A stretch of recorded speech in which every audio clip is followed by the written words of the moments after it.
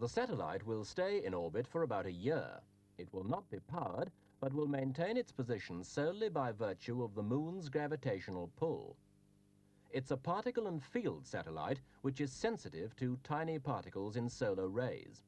Using these particles, it will be able to measure the magnetic field around the Moon.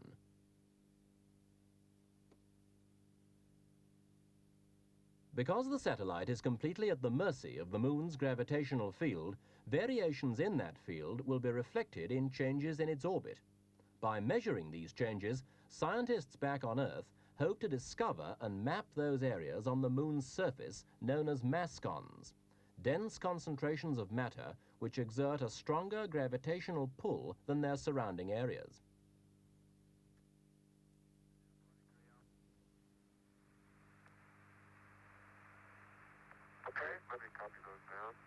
The exploits of Apollo 15 aren't over when Scott and Irwin return to the command module. For on the return journey to Earth, Al Worden has to go outside the spacecraft to retrieve 2 canisters of film exposed during the flight.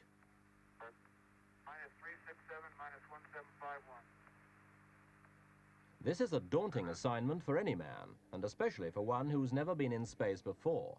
And Worden has been devoting much of his training to perfecting the necessary techniques.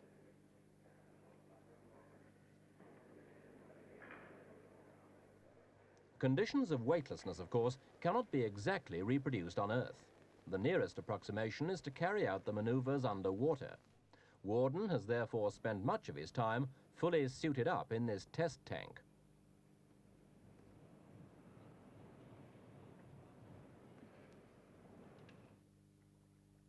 Submerged in the tank is a full-size model of the spacecraft. After opening the hatch, Worden will have to move along the side of the module, holding onto the handrails.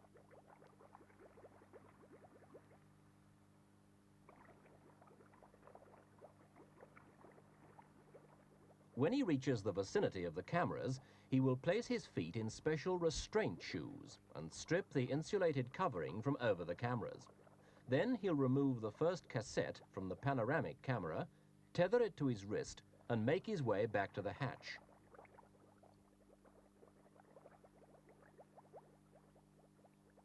He'll be outside the spacecraft for 20 minutes.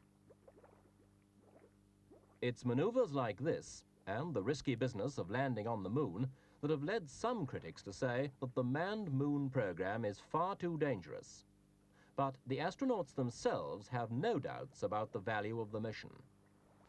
Well, I think it's always important for man to have a new challenge. Maybe a physical challenge, but certainly a challenge to his imagination. And I think that the fact that we're going to the Moon is just another step forward. I think we have to go to the Moon. We have to explore it and really learn how to explore another planet. The space program is one of those things that this country has, which is really could be and probably is for a great number of people in the country a driving force.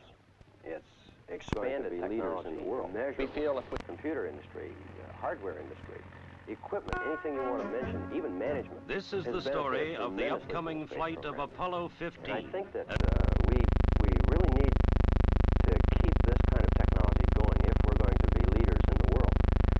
We feel if we can learn the history of the Moon, we can extrapolate it to the history of the Earth, and perhaps with this knowledge discover the manner in which our resources were created, and the manner in which we can discover new resources and preserve what we have on the Earth, and enabling us to better understand